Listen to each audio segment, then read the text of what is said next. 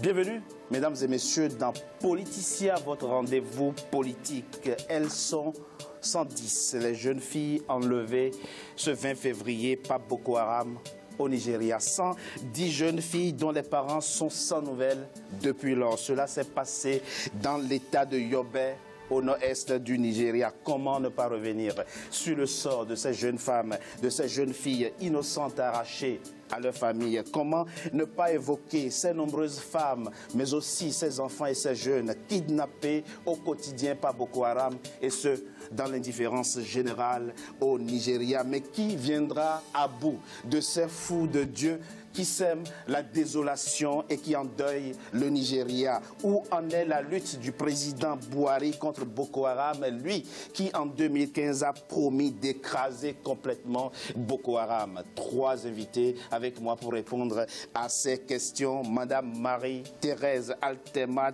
Massing, vous avez plusieurs casquettes, chef d'entreprise, présidente du groupement international d'investissement des femmes actives, très engagée dans la promotion de l'éducation des jeunes filles et des femmes en France. Vous êtes la présidente du Conseil des Mariannes de la République. Merci, Madame Massing, d'avoir accepté notre invitation. Merci de m'avoir invité. Mahmoud Alpha Bonkaneye Maïga, vous êtes vous journaliste, anthropologue et écrivain, auteur de ce livre que j'ai entre les mains, Mali, le chaos généralisé. Vous êtes spécialiste du Sahel. Ce livre est publié aux éditions Paris. Merci. Merci, Monsieur Maïga, d'avoir accepté notre invitation. Je vous remercie.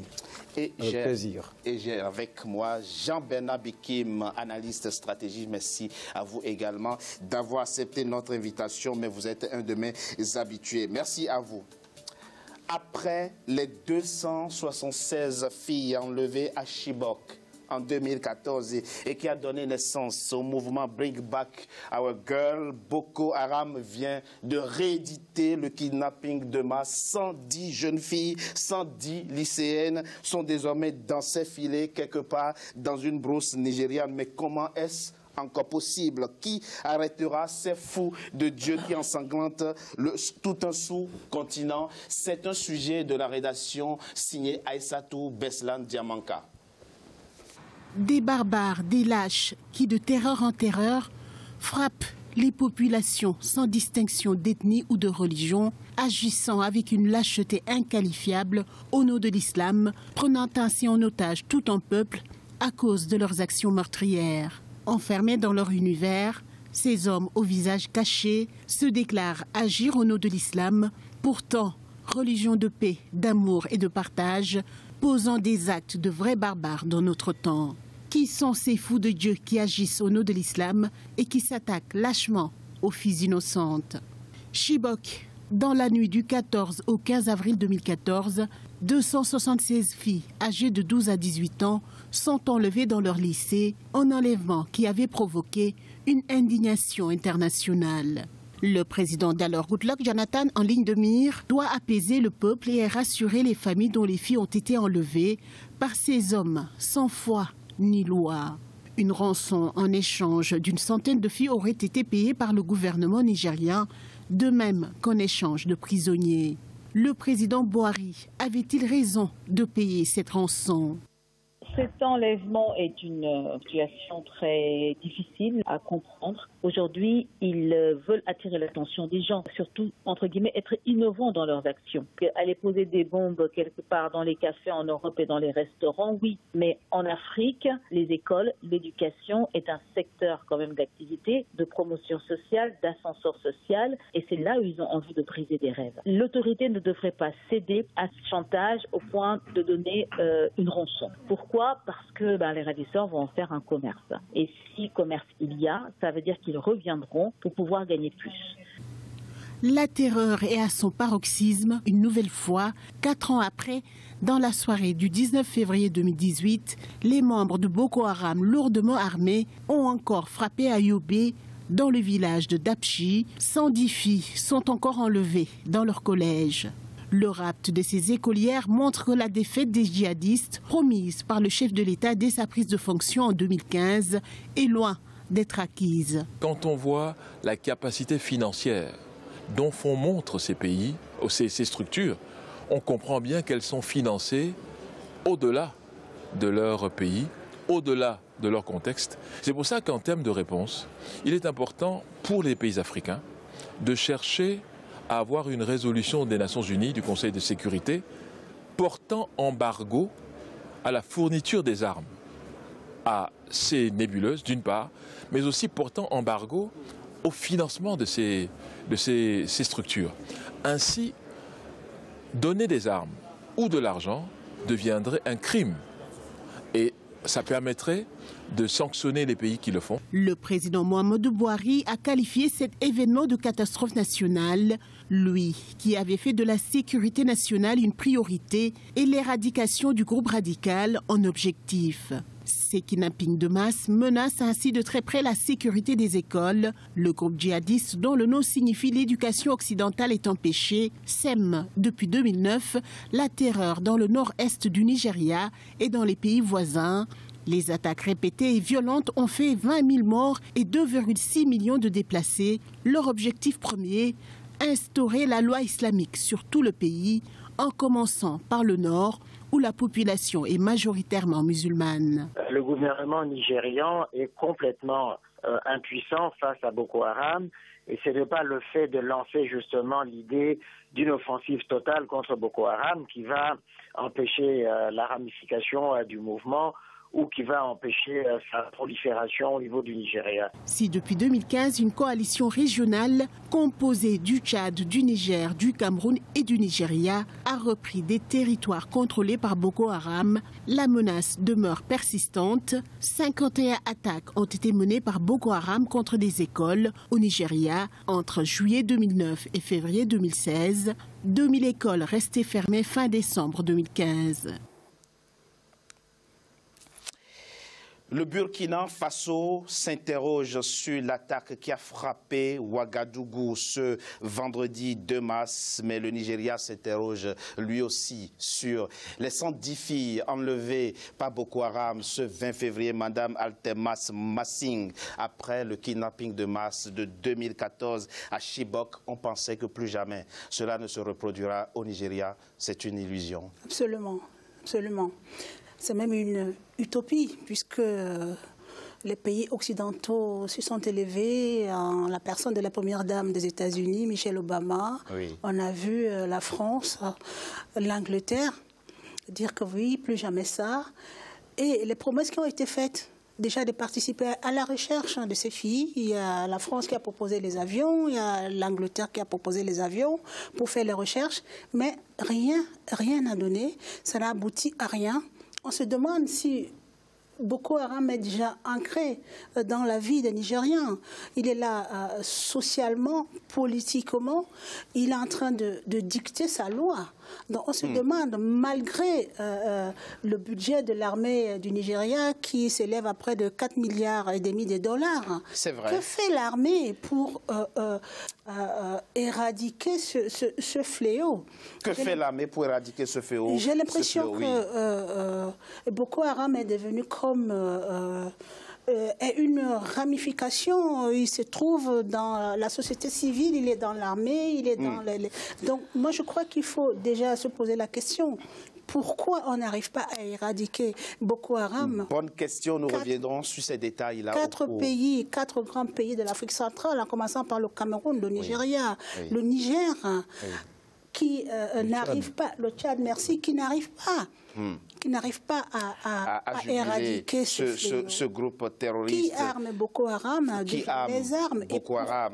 Évidemment, vous soulevez un certain nombre de questions sur lesquelles nous reviendrons au cours de cette émission. Monsieur Maïga, Madame Altemas a évoqué quelques points, notamment l'aide promise par les États-Unis et la France pour retrouver ces jeunes filles. Parlons concret. Les témoignages recueillis par les filles qui ont pu s'échapper disent qu'elles vivent, les filles qui ont été kidnappées, dans de grands campements, quelque part dans les brousses nigérianes. Comment se fait-il que aussi bien les avions de l'armée nigériane que les drones n'arrivent pas à localiser ces personnes kidnappées et qui sont prises en otage? Ben, je ne peux pas aller au-delà de ce que ma sœur a dit ici.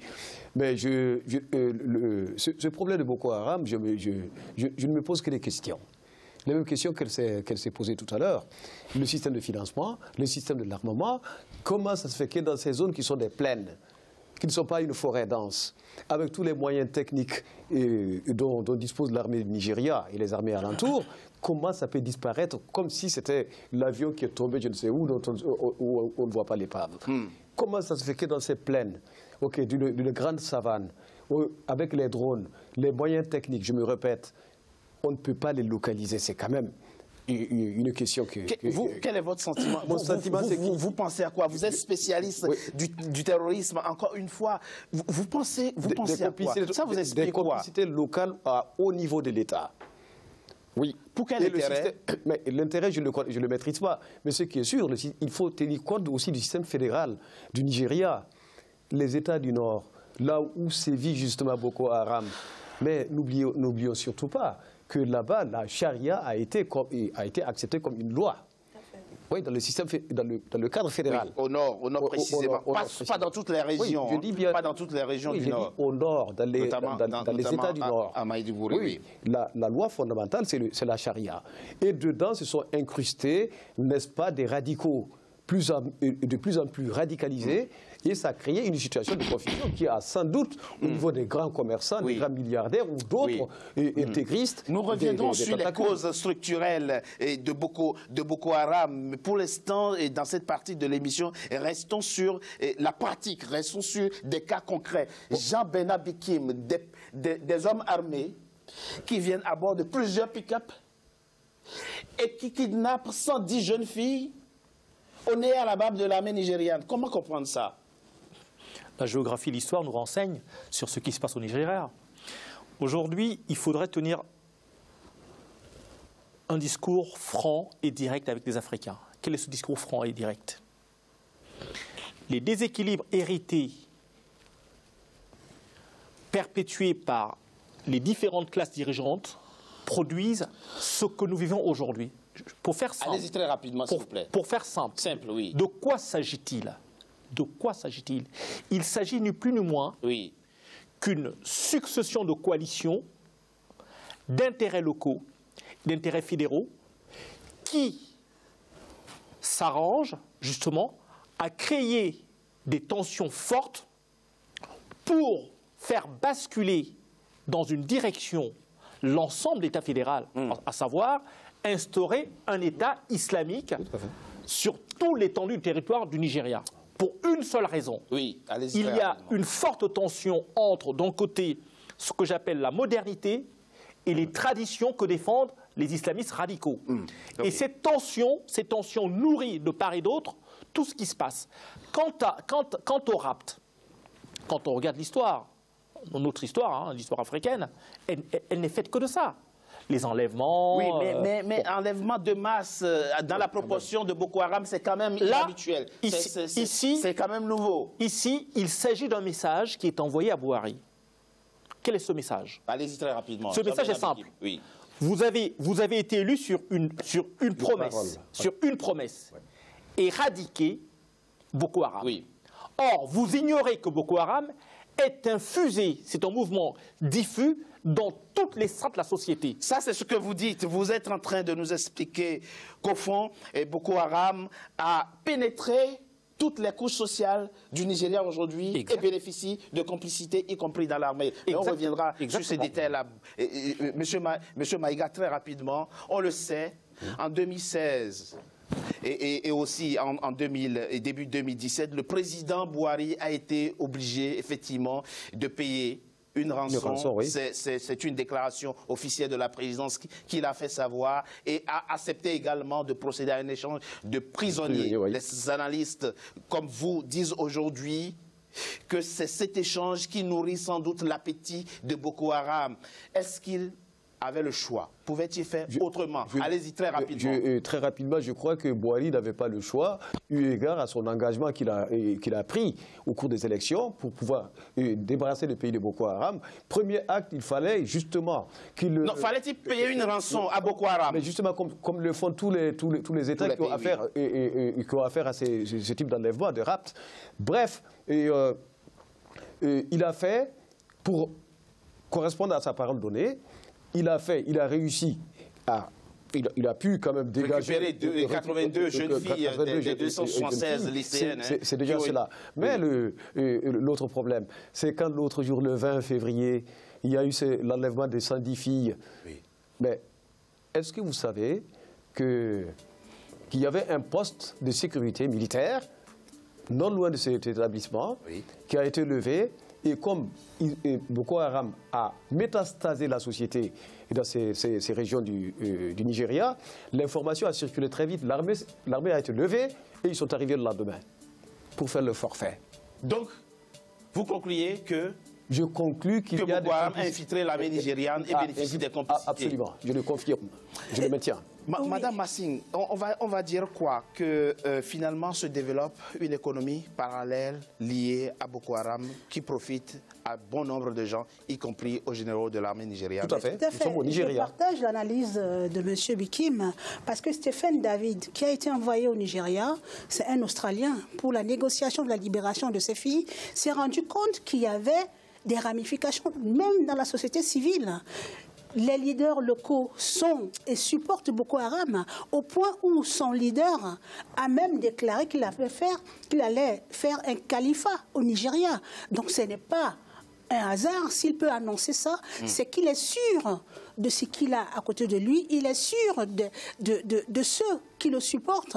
Il est sûr de cette politique où l'Afrique, le Nigeria, surtout au nord, comme vient de dire monsieur, c'est un État fédéral et chaque État fédéral a ses propres lois, comme en Australie, comme en Angleterre, mais eux, ils ont opté la loi la charia. La charia. Avant de venir à vous très rapidement, et monsieur Maïga, on va dire quoi? Si on se base sur ce que dit Madame Altemat, que les chefs locaux adhèrent à l'islam tel que le promet, comment dire, Boko Haram.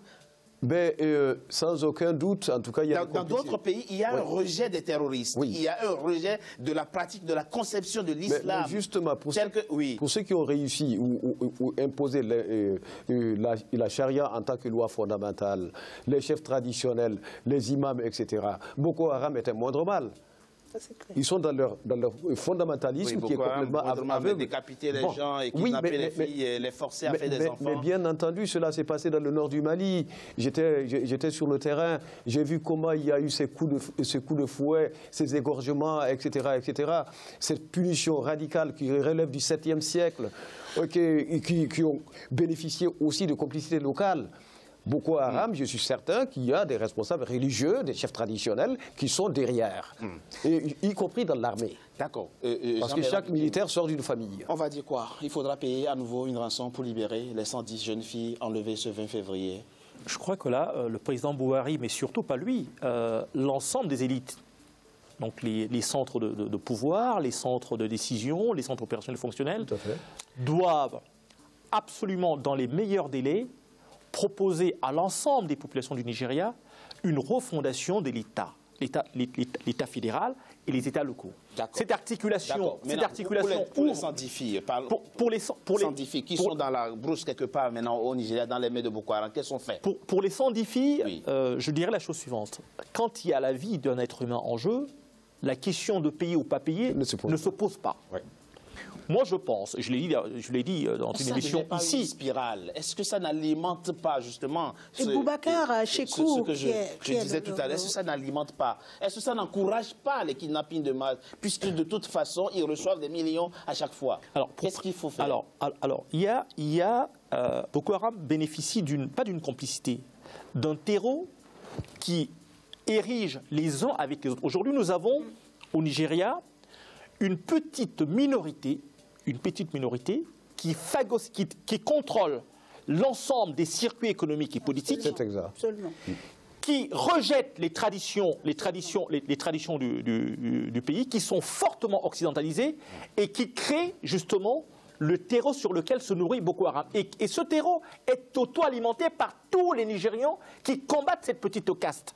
Donc il y a là, je dirais, un mécanisme qu'il va falloir trouver pour réguler ce phénomène qui alimente ce feu-là. Par ailleurs, la vraie question à laquelle nous devons répondre aujourd'hui, c'est comment retisser le lien entre l'ensemble des populations du Nigeria. Parce qu'il ne faut quand même pas oublier que l'histoire du Nigeria...